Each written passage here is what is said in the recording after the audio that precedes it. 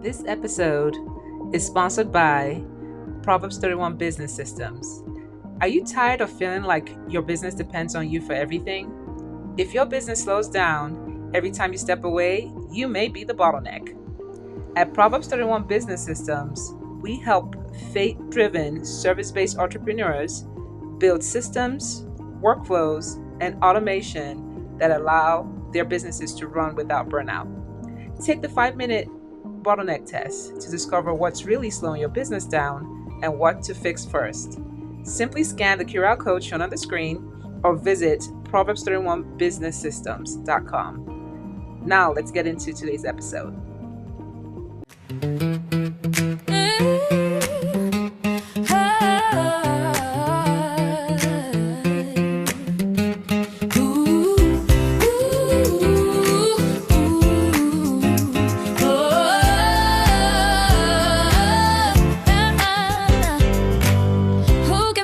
Virtuous woman, she's worth more than gold. She doesn't. Hello and welcome to another episode of Becoming the Proverbs 31 Woman podcast. My name is Shoma Kende, also known as Special Agent Chi, and on today's show, we're going to be doing something a little different. So I have interviewed women in the past, but the Proverbs 31 woman had a husband as well. So we're going to be interviewing today Dr. Fred Jones. Dr. Fred Jones is the world's only Worthologist and publishing strategist. He is the president of Publish Me Now University Press. He's a distinguished author of several books, both traditionally and self-published, and he's a respected member of the United States Supreme Court Bar. Dr. Jones has served as a beloved business law ethics professor at Kennesaw State University for many years. Through his bestseller program and teaching, his passion is to help individuals, especially women, walk in their worth, value their voice, and engineer their own economy. So on today's show, welcome Dr. Jones, my own personal coach. Dr. Yeah, good to be here. Good to be here. Thank you so much, sir, for being on this show. Really, truly, I appreciate you. I mean, he helped me get my book up and running. I was #1 bestseller the day it came out. So he does some good work, guys. So, Dr. Fred, how would you describe what you do in one sentence? I change people's lives. I know that's right. So, so when did you first sense this first calling, like this calling to do this? Well, I sensed the calling to do the whole idea of helping people to publish when I published my dad's book back early 2003, 2006, sometime, long time ago. I saw the look on my dad's eyes and I saw how transforming it was for somebody to hold their book in their hand. And when I saw that look on my dad's face, it was such fulfillment. I'm like, wait a minute, I'm on to something. Oh, wow. So you said with your dad's book was the first book you published. So how long ago was that? Ooh, Daddy's book. I wrote it 2003. I published it, I believe, in 2006. Wow. Do you mind me asking how old you were when you published your dad's book? 2000, if into 2000, I must have been 54, Oh, 54. wow. And you I was published his born, yeah, 54. I was in Wow. 54. Yeah, yep. I think I might have been about 54. Okay. So what defining moment shaped like the man that you are today? Like what would you say that was that defining moment? You said with the dad's book. So once you had that book, so what was it? Was that the defining moment that shaped what she started doing today? That was a defining moment that shaped the book. But I had some other defining moments that shaped my life. But that moment triggered me to see the power of publishing. Yeah, it opened to me how special it is to celebrate somebody else's book because I had published like 5 books before I ever published a book about myself or what I do. I'm not sure if I've really published any about myself, but I've published about others and I saw the impact of it and it just really kind of catapulted me more so from the practice of law to to the concept of publishing.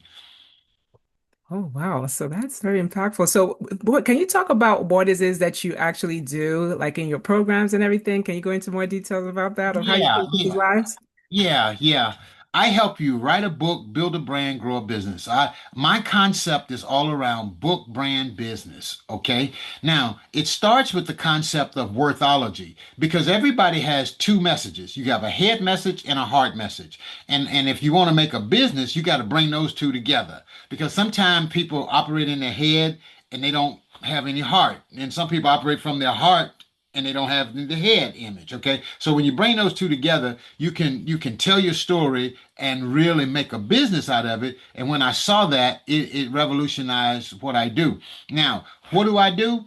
I help people write their worth. Okay, what do you mean write your worth? Many people struggle with the knowing the value of who they are, the significance of their story, and how their scars can really serve somebody else. People struggle with that, and they think, who wants to hear my story? Nobody wants to hear what I have to say. But if they can ever see that what they've been through is a solution to somebody else's struggle, now we're on to something because your story is embeds the strategy that will produce the solution that other people are seeking.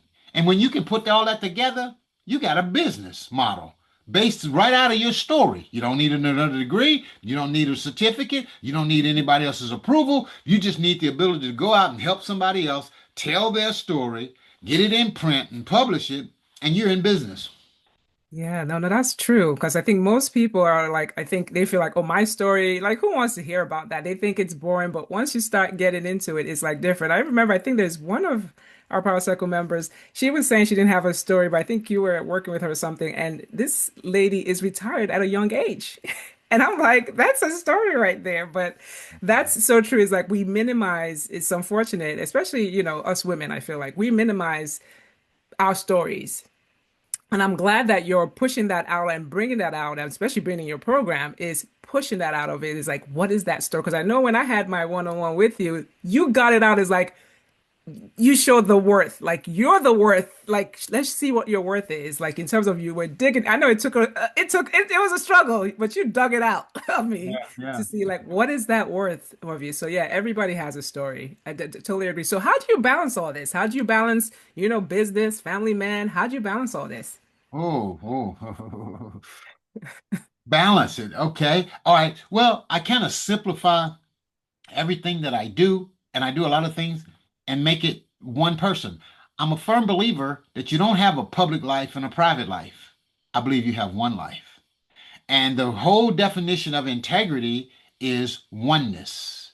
So when you can see and synthesize everything you do as one, it makes it all easy. My life mission is to make disciples through evangelism, through education, and through coaching.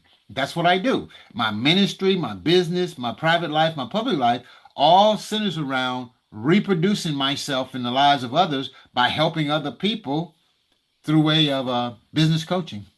Oh, wow. So that's how you balance it. It's just like being that same person. Like even so you're saying like what we're seeing right now, that's like your personal life of just how you are. Yeah, because if my wife is not smiling when I'm speaking, I may as well shut up. No, no, that's a good point, sir. That's something that I've learned, You're always watching the person's partner or their mate, or you're watching the other person when somebody's speaking. Yeah. And I've just learned to be the same all the way through as best as I can. I mean, I'm still working. It just simplifies it all for me. Okay. So what season would you say you're in right now with your business? Are you? Yeah, Mhm. go ahead. No, Go no, I said ahead. what season? I said like are you building? Like are you scaling? What season are you in? Transferring. Transferring? Okay. I'm in a, I'm of course I'm scaling, but I'm also looking at, I have a son, Jonathan, and Jonathan is coming into my business.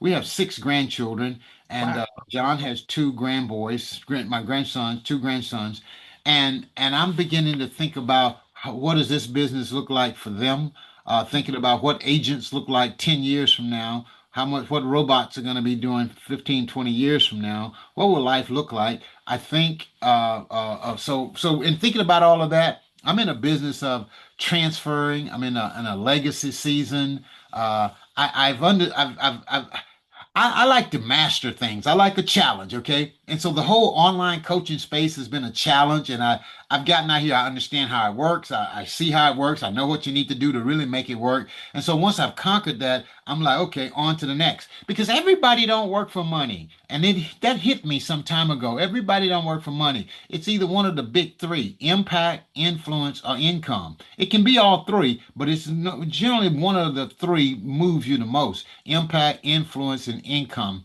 And so I'm in a season of impact, wanting to have more impact so that I can just transfer this on to another generation. Oh, no, you're touching on actually my next question I was going to ask you is what does legacy mean to you? And why are you building, like, what are you building to outlive you? This actually was my next question. Yeah, yeah, yeah. Writing always outlives you. Hmm. What you write and what you publish outlives you. Um, um, how am I looking to legacy? I'm looking to legacy through the eyes of this right here. I'll pull this up. I'm always holding these up. What is this? A lot of people, let's see here. Okay, if I hold it right there, there we go. Okay. A lot of people, um, value stocks and bonds and certificates, and that's good. And I respect all of that. That's business. I value copyright certificates. Hmm. I value copyright registrations. I value trademarks because that's the intellectual property that you can pass on to the next generation, and they'll have something that they'll always remember you by. So when someone else says something, or the word worthology, for example, I mean, when I'm gone, people talk about worthology. They're gonna loop back and find Fred Jones at some point with connected to that word. So Yes. that's kind of the way I'm approaching legacy, leaving words that will always be remembered, or leaving individuals that I have touched and impacted who will carry the same message that I'm proclaiming them. Nice. Wow. No, no, that's good. So, in terms of like Proverbs 31, she was the virtuous woman, and so how do you feel that how do you believe men are called to support and cover and lead alongside like their wise vision? Because the Proverbs 31 woman, she was a businesswoman basically. So, as a man, like, how do you feel like, especially just with her husband, how do you feel like in terms of like how should a man lead or cover like his wife in that role? This is such a great question, and men and women, male, female, in our society at the time of this interview, we see a lot of confusion, um, uh, gender confusion, role confusion. What am I supposed to do? I remember somewhere I was opening a door for somebody, and I think the lady said, "I can get it myself." And I'm like, "Excuse me, okay, got it, okay." And I'm like, "Okay, that didn't add up." How do I see men in today's society? Okay, I'm a firm believer in the PPP. Is it the priest, protector to provider? Okay, I got it. I get it. Priest, protector, provider. The priest is the spiritual leader. The protector is for security, and the provider is for substance. I believe a man should be a priest, protector, and provider. But more importantly, you're only qualified to lead to the degree you're willing to serve. Mm, Say that again. You're only qualified to lead to the degree that you're willing to serve. And as a man and as a husband, it has taken me a while to learn that you don't, have to force your leadership or your role on your mate or your wife. It's something that should be embraced and earned. And when your mate can feel secure and safe, and you then are doing your job. Like I said earlier, if your mate is not smiling when you're speaking, you may as well shut up, because something you ain't doing right at home, and she's like, "Come on now, I wish you were doing that at home."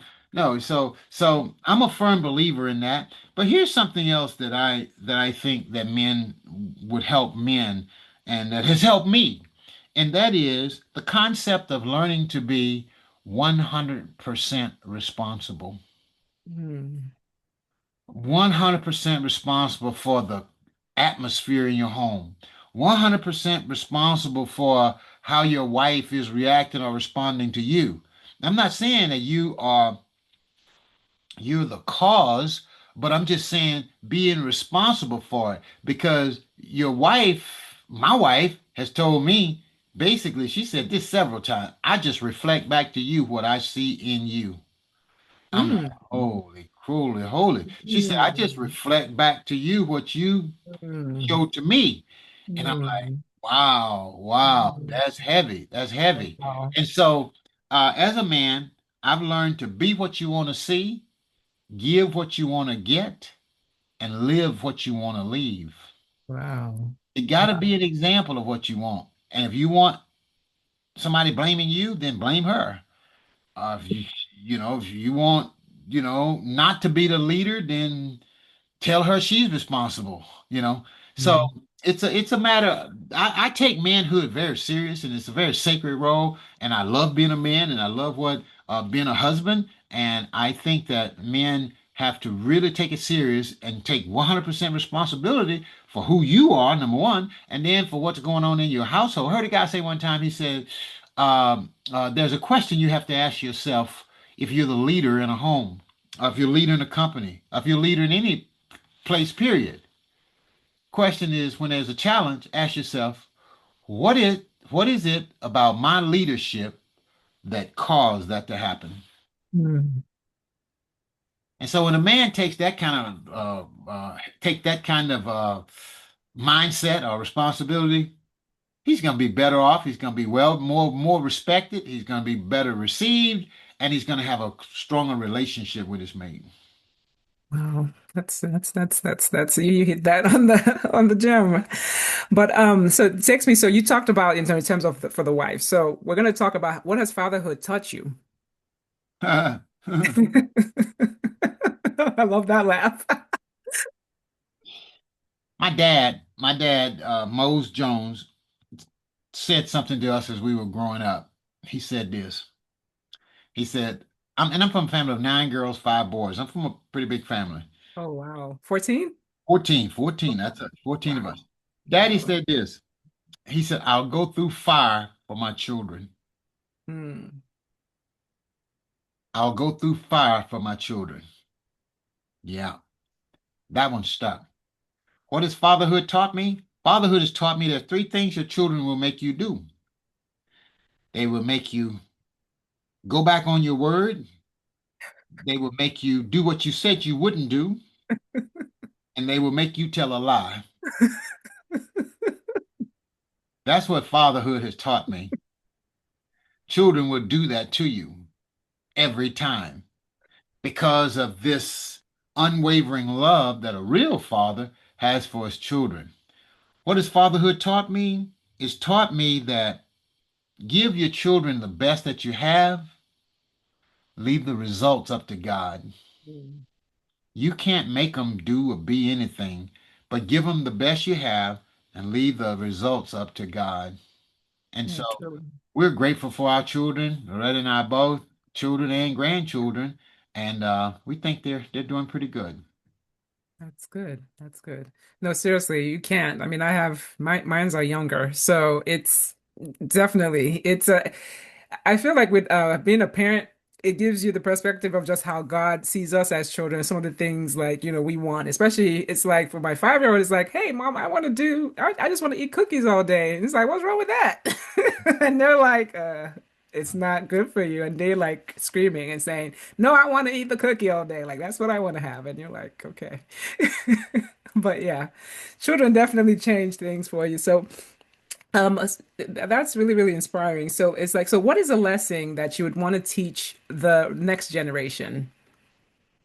Mm, mm. Accept the Bible as the inerrant, authoritative, and final word of God without trying to edit it. Hmm. Because if you don't have an absolute, then everything is negotiable. Hmm. The generation that's coming along has got to see, you don't have to, but it would do you well to embrace the authority of God's word as the final authority and govern yourselves accordingly. Yes. No, yes, like having the word as a final say because it's like it's unchangeable. Don't edit, don't add, don't do anything to it. So it's like if you could speak to like one man that is struggling right now, what would you say to that one man that is struggling right now? Like he's, fatherhood and anything. Like what would you say to him? I would say, let me see. I hope I got one. Here we go. Yep, I got one. I don't know. Let's see. Let me see if there we go. Oh, okay, Mira. I would say, get a mirror, look at yourself, and you'll see the problem. And until you can see the problem and take full responsibility of the life you have right now, you will never go any further. You will go round and round in circles. Um, you got to know that God loves you right where you are, and He loves you unconditionally. But until you surrender and stop trying to do it your way and surrender to His way and realize that you have gotten in His way and that it's time for you to just release 100, nothing will ever change. But until you surrender, then it will change. Wow. That's some very, very resonating words. Thank you so much, Fred Joe. So where can people find you? How can people work with you, sir? Well, bestsellerovernight.com. If you're looking to work for me, just go to bestsellerovernight.com. There's a short training there, and then if you want to go further, you can book a session. And you should see a link there to my calendar. So bestsellerovernight.com, and they can find me there. All right. So, and I'll have all the details in the show notes of how you can work with Dr. Fred Jones. Thank you so much, sir, honestly, for being on this podcast. Is there any last words, sir, before we end this podcast? Yeah, well, I'm proud of what you're doing and the way you're out showing up and helping, giving voice and space to other people's voice. So, becoming the Proverb 31 Woman's Podcast is a phenomenal platform that I've seen you just jump out here and build. And I'm like, when I grow up, I want to be like Special Agent Chai. Gee, Chi. you're still working on it. You get it. Special Agent Chi. Yeah, yeah, yeah. But congratulations to you Thank you, and sir. for what you're doing here and keep going. And I'm excited with you and for you. Awesome. Thank you so much. Thank you so much again for being on this show. So that, folks, is another episode of Becoming the Proverbs 31 Woman. If you like content like this, please like, share, subscribe, and just so we can push it to the algorithm so we can have more content like this. So please do that. So thank you so much. And until next time, stay blessed. Bye, everyone.